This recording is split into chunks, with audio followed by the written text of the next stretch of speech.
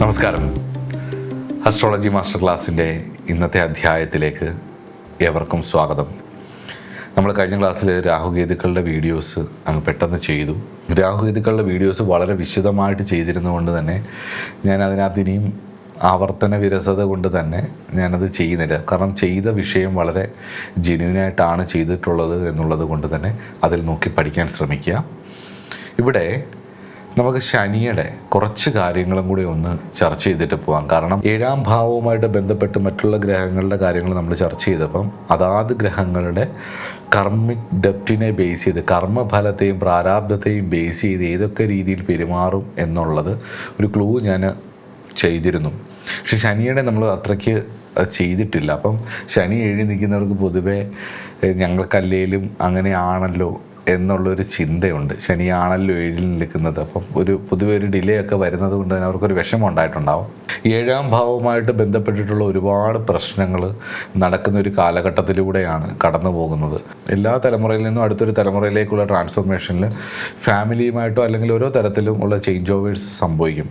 അതിൽ കഴിഞ്ഞ ഒരു തലമുറയിൽ നിന്നും പുതിയൊരു തലമുറയിലേക്ക് ഈ ഒരു തലമുറയിലേക്ക് വന്ന സമയത്ത് അല്ലെങ്കിൽ ഒരു 1970 വരെയൊക്കെ ഉണ്ടായിരുന്ന ആൾക്കാരിൽ നിന്നും 18th 19 ആ ഒരു കാലഘട്ടത്തിലേക്ക് വന്നിട്ടുള്ള ആൾക്കാർ, അല്ലെങ്കിൽ 2000 വരെയുള്ള 30 വർഷങ്ങളിലുള്ള ആൾക്കാർ അവരുടെ ഒരു സൈക്കോളജിക്കൽ ലെവൽ വെച്ച് നോക്കുമ്പോൾ കാർമിക് ഡെപ്റ്റിനെ അത് അനുഭവിക്കുന്നതിന് അവർ അതേപടി സ്വീകരിക്കാനാണ് പലപ്പോഴും നോക്കുന്നത് യുക്തി ഉപയോഗിച്ച്. പക്ഷെ പലപ്പോഴും ചിലതൊക്കെ അനുഭവിച്ച് പോകുന്നത് കൊണ്ടാണ് പല പ്രശ്നങ്ങളും വരാത്തതെന്നുള്ളത് ചിന്തിക്കാനുള്ള ഒരു ശേഷി സാമൂഹിക വ്യവസ്ഥയും ജീവിതശൈലി കൊണ്ടും കാലത്തിൻ്റെ ഒരു ഇതുകൊണ്ടും പറ്റുന്നുണ്ട്. ഇപ്പോൾ ഉദാഹരണത്തിന് 7ാം ഭാവത്തിൽ കേതു നിൽക്കുന്ന ഒരാൾക്ക് ഡിവോഴ്സിനുള്ള സാധ്യതകളുണ്ട്. 7ാം ഭാവാധിപൻ 12-ലായിരിക്കും, ശുക്രനും നീചനും ഒക്കെ ആണെങ്കിൽ പണ്ട് കാലങ്ങളിലും അതിനുള്ള സാധ്യതകളുണ്ട്. അപ്പോൾ അവർ ആ ദുരിതം അവിടെ കിടന്ന് അനുഭവിച്ചതങ്ങ് തീർക്കുമ്പോൾ ആ കർമ്മം അവിടെ തീരും.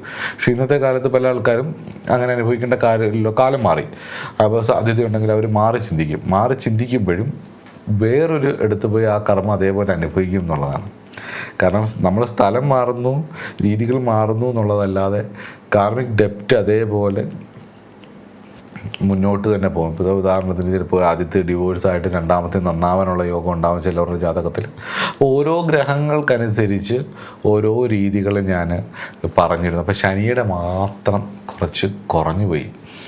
അപ്പം അത് തീർക്കാൻ വേണ്ടിയിട്ട് ശനി 7ൽ നിൽക്കുന്നവർക്ക് ഡിപ്രഷൻ വരാതിരിക്കാൻ വേണ്ടിയും അവർക്ക് അവരെക്കുറിച്ച് കൂടുതൽ മനസ്സിലാക്കാൻ വേണ്ടി, ഇത് വാസ്തവത്തിലൊരു മനസ്സിലാക്കലാണ്, ഒരു തിരിച്ചറിയലാണ്.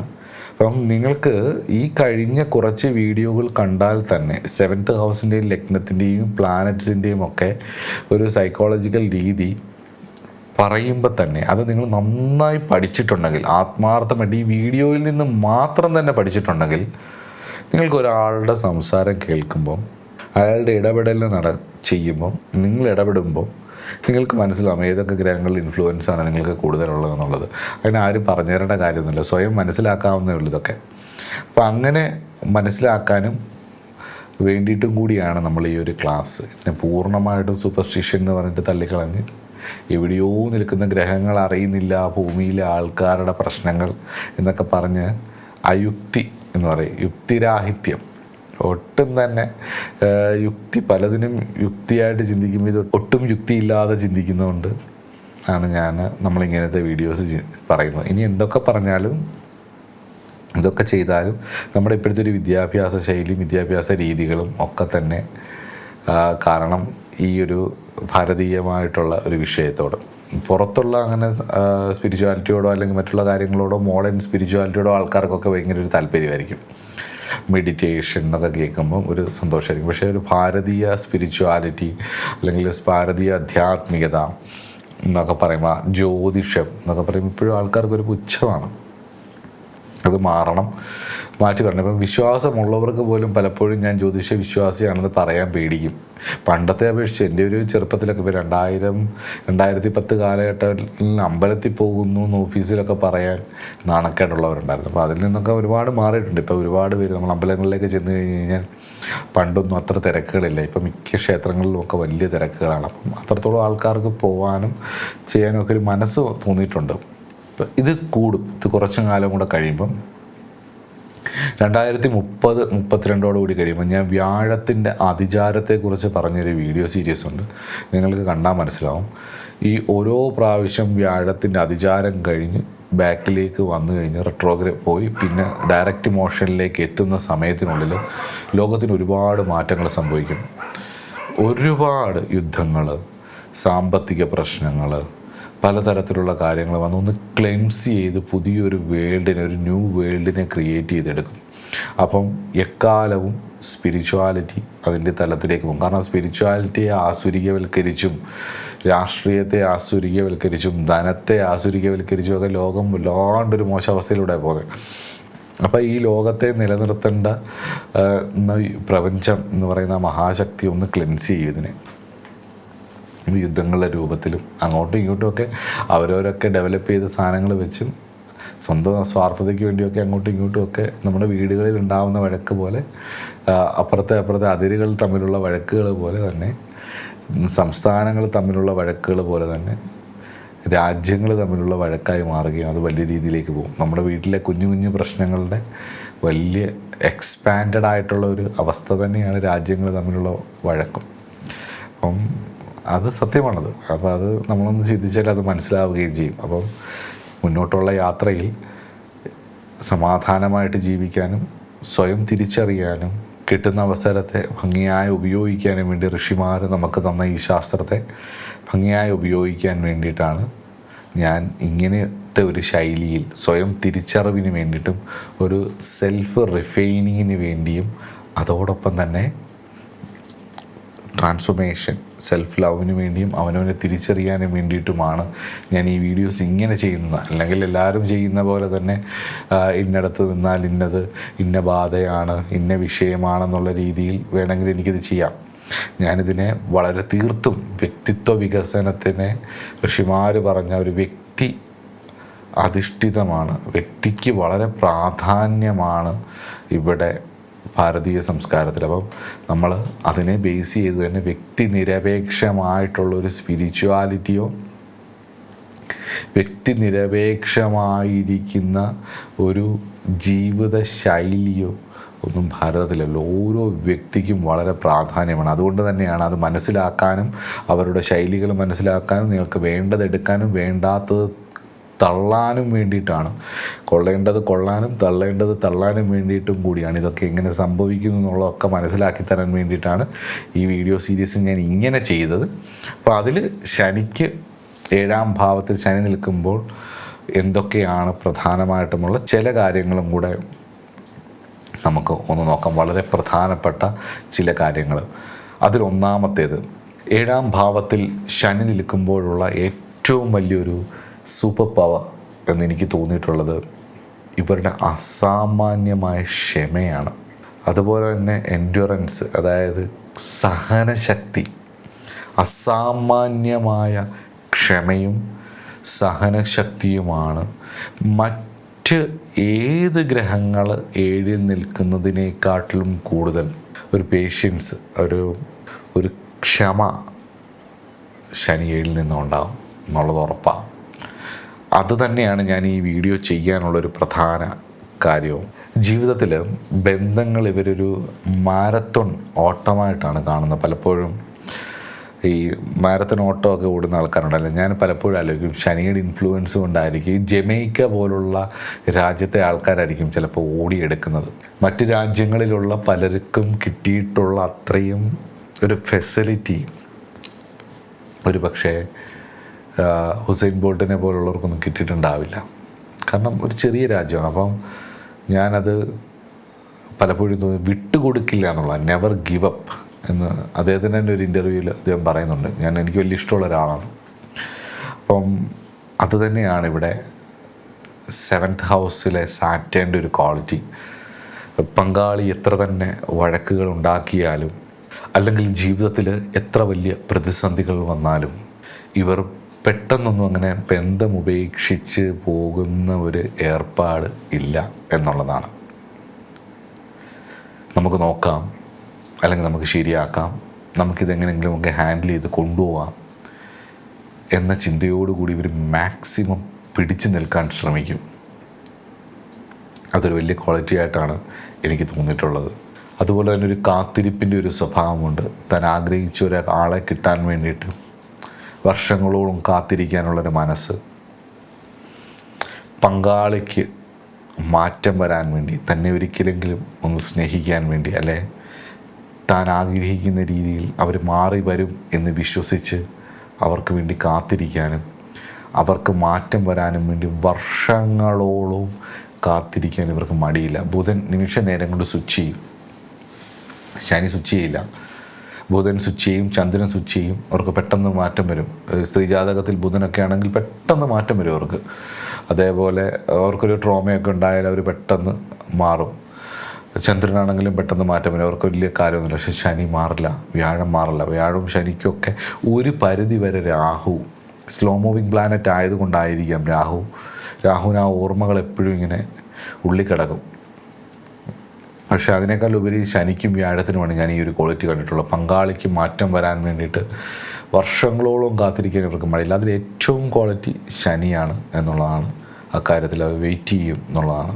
അടുത്തൊരു പ്രധാനപ്പെട്ട ഒരു ക്വാളിറ്റി ഇതോടൊപ്പം തന്നെ എനിക്ക് തോന്നിയിട്ടുള്ളത്, ഞാൻ പറഞ്ഞത് തന്നെയാണെങ്കിലും പറയാം, കഷ്ടപ്പാടുകളെ അതിജീവിക്കാനുള്ള ഇവരുടെ ഒരു ക്വാളിറ്റി, റെസിലിയൻസ്.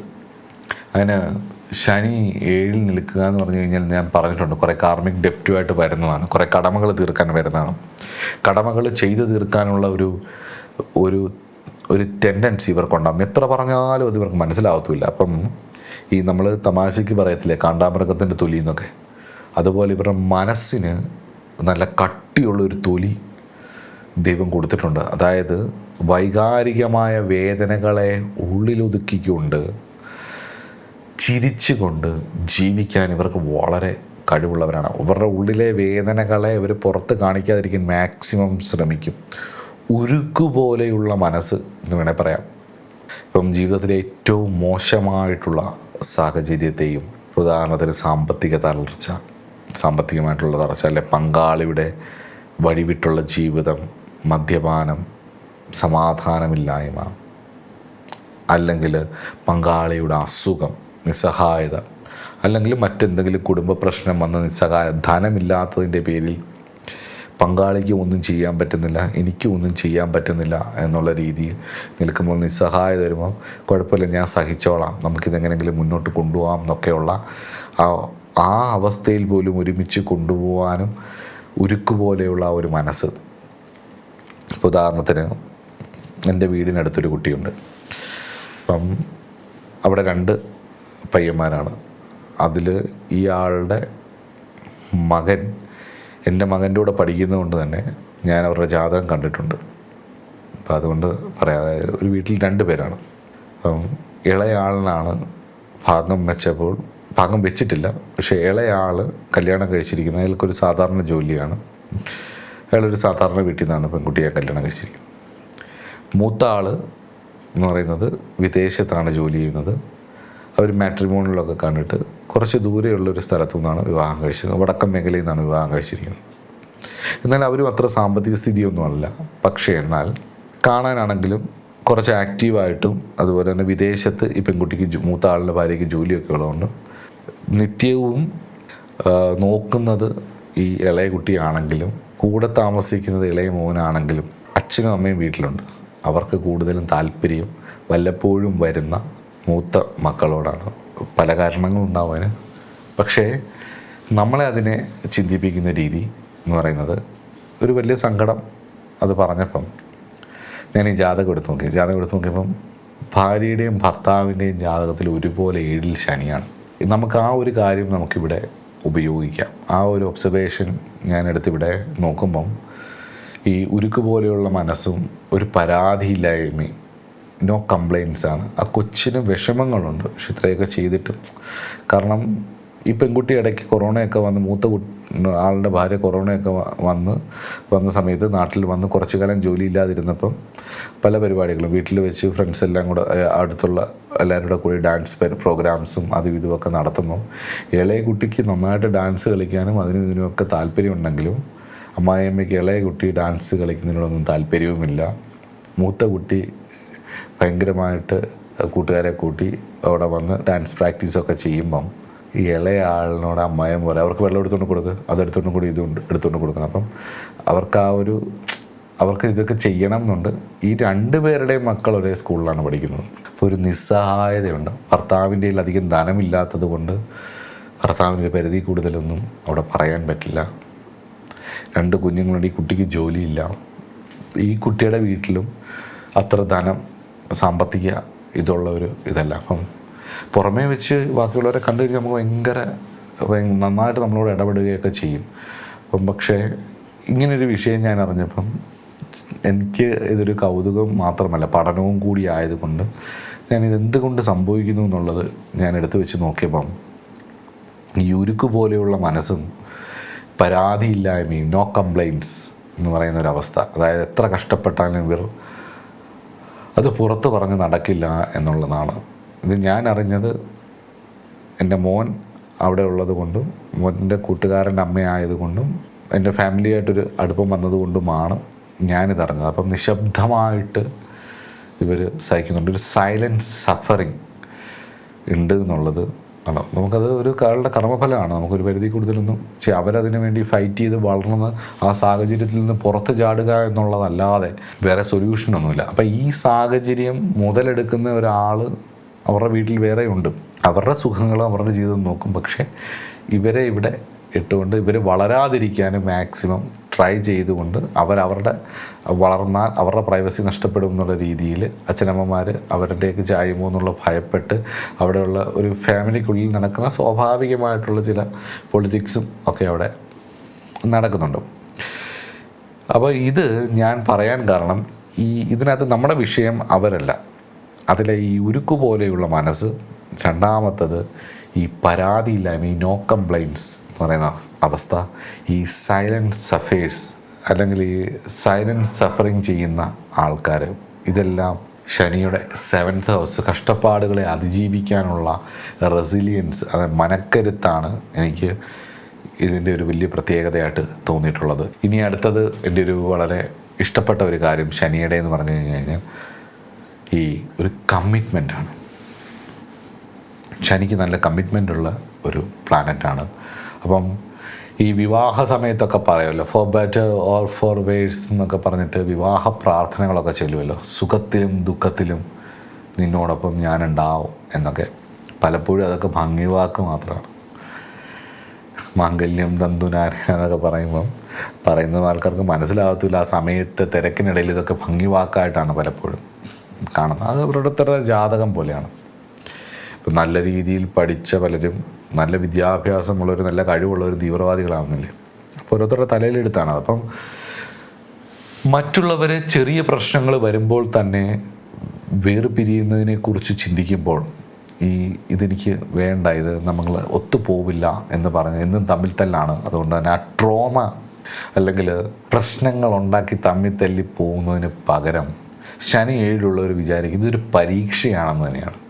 ഞാനിതിൽ ജയിക്കും എന്നുള്ളൊരു കോൺഫിഡൻസ്, ആ ഇൻഫീരിയോറിറ്റി കോംപ്ലക്സ് കഴിഞ്ഞ് ഇവർക്ക് ആ ഒരു കോംപ്ലക്സ് മാറി അതിനെ ഒന്ന് തരണം ചെയ്ത് ഇവരൊന്ന് കയറി വന്നാൽ, പലപ്പോഴും ആ കോംപ്ലക്സിനെ അടിച്ചു എന്നെ കൊണ്ടൊന്നും കൊള്ളില്ല, പറ്റില്ല, പക്ഷെ അത് കയറി വന്നാൽ ഞാനിതിൽ ജയിക്കും എന്നുള്ളൊരവസ്ഥ ഇവർക്ക് വന്നാൽ ബന്ധങ്ങൾ നിലനിർത്താൻ വേണ്ടിയിട്ട് എത്ര വലിയ ത്യാഗം വേണമെങ്കിലും ഇവർ സഹിക്കും എന്നുള്ളതാണ്. ഇത്ര ബ്യൂട്ടിഫുൾ ആയിട്ടുള്ളൊരു ക്വാളിറ്റിയാണ് സാറ്റൻ്റെ മോശമായിട്ടുള്ള വീഡിയോസ് കൂടുതലും ആൾക്കാർ പറയുന്നത്, അല്ലെങ്കിൽ അതിൻ്റെ കഷ്ടപ്പാടുകളെക്കുറിച്ചാണ് ആൾക്കാർ കൂടുതലും സംസാരിക്കുന്നത്. പക്ഷേ ഞാനടക്കം കുറച്ച് പറഞ്ഞിരുന്നു. പക്ഷേ ഇതിൽ ഞാൻ ഏറ്റവും കൂടുതൽ ശ്രദ്ധിച്ച അതിൻ്റെ ക്വാളിറ്റീസാണ്. മറ്റ് ഗ്രഹങ്ങൾക്ക് ഇല്ലാത്ത പല ക്വാളിറ്റി. എനിക്ക് ഈ നവഗ്രഹങ്ങളിൽ ഏറ്റവും ഇഷ്ടമല്ലാത്ത, അല്ലെങ്കിൽ എനിക്ക് താല്പര്യമില്ലാത്ത ഒരു ക്വാളിറ്റീസ് ഏറ്റവും കൂടുതലുള്ളത് ബുധൻ്റെ ക്വാളിറ്റീസാണ് ഭയങ്കര. ബുധൻ മോശമായി കഴിഞ്ഞ് കഴിഞ്ഞാൽ വലിയ പാടാത്. നിങ്ങൾ വിചാരിക്കുന്ന പോലെയല്ല. ഇന്നത്തെ കാലഘട്ടത്തിൽ ഈ കമ്മ്യൂണിക്കേഷൻ്റെ ഒരു കാലഘട്ടമല്ലേ ഇത്. ബുധൻ ഏറ്റവും കൂടുതൽ സ്വാധീനിച്ചൊരു കാലഘട്ടത്തിലൂടെയാണ് നമ്മൾ ജീവിക്കുന്നത്. IT ക്ക് ഇത്രയും ബൂമുള്ള ദൂതനാണ് ബുധൻ. അപ്പം അതിൽ ഏറ്റവും കൂടുതൽ ബുധൻ വിജയിക്കുമ്പം ശുക്രൻ കുറയും, കമ്മിറ്റ്മെൻറ്റ്, ശുക്രൻ്റെ ആ ഒരു ഇത് കുറയും, ജീവൻ കുറയും, അന്തസ്സ് കുറയും. ഇന്നത്തെ പാട്ടുകൾ കേട്ടില്ല. കമ്മ്യൂണിക്കേഷൻ കൂടുമ്പോൾ ടെക്നോളജീസ് വളരുന്നതിനനുസരിച്ച് പാടിൻ്റെ സോള് കുറയും. ശുക്രൻ സോളാണ്, കലയാണ്.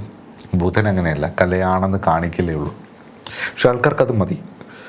കാലം മാറി, അങ്ങനെ ബുധൻ്റെ ഒരു കാലഘട്ടത്തിലൂടെയാണ് നമ്മൾ കടന്നു പോകുന്നത്. അപ്പം അത് ബുധനൊക്കെ വളരെ പെട്ടെന്ന് ബന്ധം വേർപിരിയാൻ, ബുധൻ 7 നിൽക്കുന്നവർ മാത്രമല്ല കേട്ടോ, ബുധൻ 7 നിന്നുകൊണ്ട് മാത്രം അങ്ങനെ ബന്ധം വേർപിരിയണമെന്നൊന്നുമില്ല. ഒരുപാട് മാനദണ്ഡങ്ങൾ ഒരുമിച്ച് വന്ന് ബുധൻ്റെ നേച്ചറുള്ള ഒരാളാണെങ്കിൽ അവർ പെട്ടെന്ന് തന്നെ മാറാനൊക്കെ അങ്ങ് നോക്കും. ചന്ദ്രൻ കമ്മിറ്റ്മെൻറ്റ് കുറവായിരിക്കും. ഇവിടെ ബന്ധം നിലനിർത്താൻ വേണ്ടി എത്ര വലിയ ത്യാഗം സഹിക്കാനും ഇവർക്ക് വരും. അവരുടെ കാര്യം നോക്കില്ല, അവർ ആ മറ്റേ സപ്പോർട്ട് ചെയ്യുന്ന രീതിയിലേക്ക് പോകും. ബുധനാണെങ്കിൽ അങ്ങനെയല്ല, സ്വന്തം കാര്യം മാത്രമേ നോക്കൂ. ബുധനും ചന്ദ്രനും എനിക്കിതുകൊണ്ട് ലാഭമുണ്ടോ എന്നായിരിക്കും. മറ്റേത് അങ്ങനെയല്ല, ലാഭം ഉണ്ടെങ്കിലേ ത്യാഗം പോലും ഉള്ളൂ. ഇവിടെ ലാഭമില്ലെങ്കിലും ത്യാഗം വരും, വ്യാഴത്തിനും ശനിക്കും, അത് ഉറപ്പാണ്.